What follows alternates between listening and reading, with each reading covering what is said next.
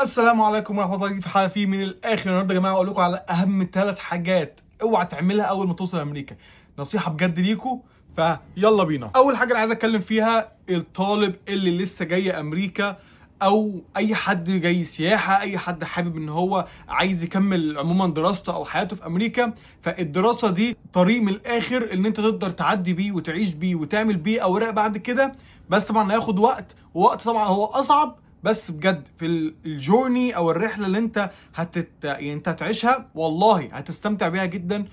هيطلع عينك طبعا، ما نختلفش عن الموضوع ده. بس صدقني هتستفاد منها جدا وتتعلم حاجات كتير انت عمرك ما تفكر انت ممكن تتعلمها. فانت اول ما تيجي امريكا طالب، خلي بالك من ان انت تهتم بالشغل وتسيب الدراسه. الدراسه دي عامل اساسي في حياتنا كلنا. احنا يعني من اول ما نتولد لحد ما بنموت احنا طول حياتنا بنتعلم. فالعلم ده سبحان الله ربنا اداهولنا علشان نقدر ان احنا نطوروه ونقدر ان احنا نديه لناس تانية. فبرضو الكلام اللي انا بقول لكم ده علم، فبلاش توقفوا عندك وبعد الناس تانية. فانا هقول لكم تجربه حصلت معايا. وان انا اول ما جيت امريكا دخلت طبعا على مدرسه لغه، واول اسبوع جيت فيه ما اشتغلتش طبعا، بس في ثاني اسبوع بدات ان انا اشتغل. رحت اشتغلت في مطعم، وصدقوني يا جماعه انا كنت بشتغل اكتر من حوالي 80 ساعه في الاسبوع. يعني انا كنت فعلا يعني ايه، عبد من الاخر كده، فاهم؟ الشغل كان حلو والشغل كان لذيذ وكله تمام، وكنت بعمل فلوس. فهو فلوس بقى ايه، عمت عيني عن الدراسه.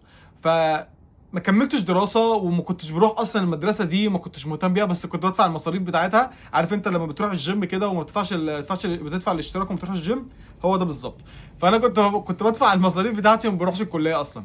لحد وقت قاطع حصل وبعتوا لي انذار ان انا هترحل لو ما كملتش الحضور بتاعي. فطبعا انا اترعبت في الفتره دي وما كنتش عارف انا هعمل ايه كمان. يعني رجعت كده لنفسي ورجعت ايه، الوحي نزل لي وبتاع. ف رجعت على طول ان انا ابدا ان انا احضر على طول المدرسه. وقعدت فيها حوالي بتاع 6 شهور كده. طبعا اول سنه دي انا ما كنتش بحضر، كنت بحضر متقطع مش عارف ايه، عشان كده ايه بدون ان هم ايه، انذار الترحيل. فخلي بالكم يا جماعه من نقطه التعليم. وطبعا انا بعد ما خلصت المدرسه رحت قلت لا يا جماعه، بص انا بضيع وقت كده ومش عارف الكلام ده عدى عليه سنه ونص. يعني الكلام ده اول سنه ونص اللي قصدي اللي في امريكا. بدات ان انا خلصت، وبعد كده رحت مدرسه مع اسم مدرسه في نيويورك. ودي انا اتنصب عليا فيها، حرفيا اتنصب عليا. اول ما رحت المدرسه يا جماعه، دفعت الفلوس وقلت خلاص هنبتدي ومش عارف ايه، لقيت المدرسه قفلت ومفيش اصلا مدرسه. مع ان ليها فرعين، الفرعين قفلوا ومفيش اي حاجه، وفلوسي راحت طبعا. والحمد لله يعني على كل شيء. وبعد كده نقلت على الكوميونتي كولج وبدات مسيرتي التعليميه، والان انا في الجامعه. ويا جماعه مفيش حاجه مستحيله، صدقني مفيش حاجه مستحيله. كل حاجه يعني كل حاجه ممكنه. كل حاجه انت تقدر تعملها، بس محتاجه مجهود ومحتاجه تعب منك اكتر. رقم 2، السكن مشكلتها ان انت دلوقتي اول ما بتيجي ما تفتكرش ان انت هتيجي تعيش في البيوت الاحلام بتاعتك، وان انت هتعيش في بيت ما شاء الله عليه قصر والكلام ده كله. لا فوقك من الكلام ده كله. يعني خلينا في الواقع. انت اول ما تيجي انت هتسكن في حاجه من الاثنين، يا اما بيسمنت تحت الارض، يا اما اتك فوق السماء. يعني حاجه مفيش فرق ما بينهم. يعني يا تسكن هنا يا تسكن هنا، او ممكن تسكن بقى ايه في شقه فيها 3 افراد 4 افراد، علشان طبعا السكن بيبقى غالي في الاول عليك، ان انت بتبقى عايز انت توفر فلوس على قد ما تقدر. فالنصيحه ليكم بالنسبه للسكن يا جماعه، اول ما تيجي امريكا حاول ان انت تقعد فيها وتستحمل فيها، تستقر فيها لفتره معينه لحد ما الدنيا تبقى تتظبط معاك. بعد كده تقدر تنقل في مكان تاني. بس اوعى من ان انت تقول انا زهقت. ده اللي انا عملته برضو.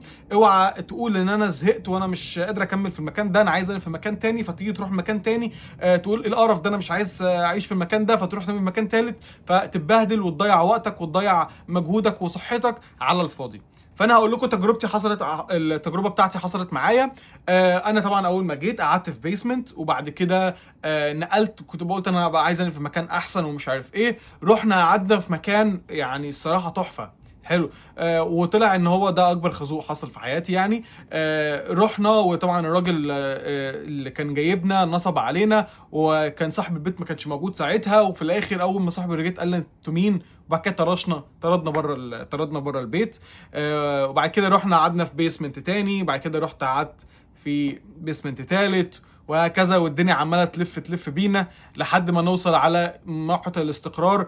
وطبعا المجهود اللي ضاع في حياتنا والصحه والكلام ده كله. فيعني نصيحه مني ليكم يا جماعه، اول ما تيجي حاول تستحمل فتره، يعني فتره محترمه، حلو، لحد ما تستقر، لحد ما تحط رجلك على الارض كده شويه، وبعد كده تقدر تنقل في مكان افضل شويه.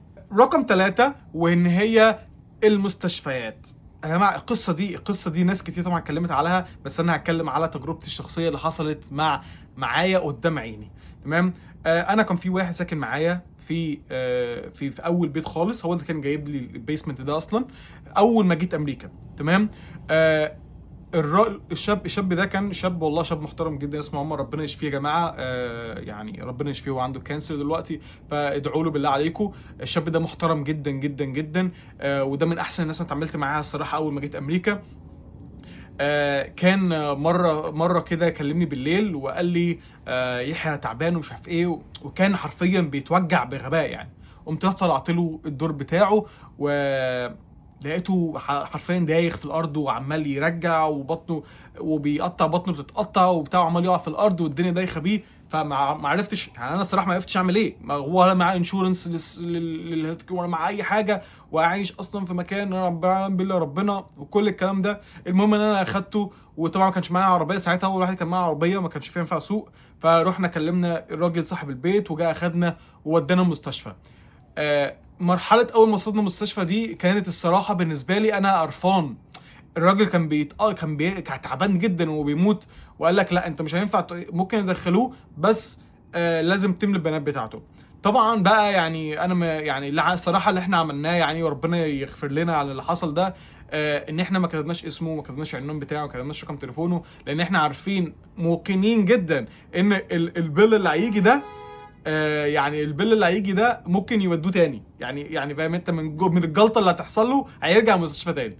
فعشان كده احنا الفاتوره بتاعت الفاتوره دي احنا ولا بعتنا العنوان بتاعنا ولا ملناش دعوه باي حاجه. هو كل ان احنا الراجل دخل وكلام ده، سبحان الله يا جماعه، الكلام ده في رمضان، يعني سبحان الله كن اول رمضان، احتمال يكون نفس اليوم بتاع رمضان اللي من اول رمضان حصل من 3 سنين. فيا جماعه ده اللي حصل بجد، ما كتبش اسمه ودخل اتعالج وخلص الحمد لله يعني، وبعد كده روح البيت ويعني الدنيا تمام. وما كان ما حصلش الحمد لله اي مشكله يعني. والصراحه انا عملت الحوار ده بعد كده، جالي تسمم في بطني يعني تعبت جدا جدا، والكلام ده كان بالليل. كلمت صاحبي بقى اللي انا كان تعبان، كلمته وداني المستشفى برضه، وعملنا نفس الحاجه بالظبط، والحمد لله الموضوع عدى.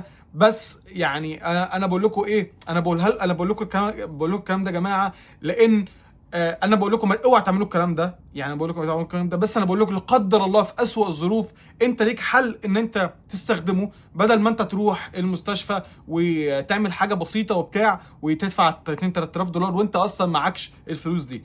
فانا بقول لكم النصيحه دي ليكوا، لان انا مش عايزك انت يعني يحصل لك مشكله اكتر ما ايه، ان البلد دي في الاول مشاكلها كتير يعني، فاهمني، ان انت مش عارف القانون بتاعه ومش عارف اللي بيحصل في امريكا. فانا بحاول اوصل لك المعلومه من الاخر، فاهم انت. فخلي بالكم يا جماعه من النقطه دي كويس جدا، ودي يعني تقدر تقول كده كارت انت بتستخدمه لو لا قدر الله حصل حاجه، بس ما اللي هو ايه، مش كل ما تجي تعبان تقول له انا عايز اروح المستشفى واجي اعمل الكلام ده. فخلي بالكم كويس جدا يا جماعه من الموضوع ده. عنده اي اسئله طبعا ما ينساش يكتب لي في الكومنتس، تعمل لايك والشير والسبسكرايب، وان شاء الله اشوفكم في حلقات جديده، والسلام عليكم.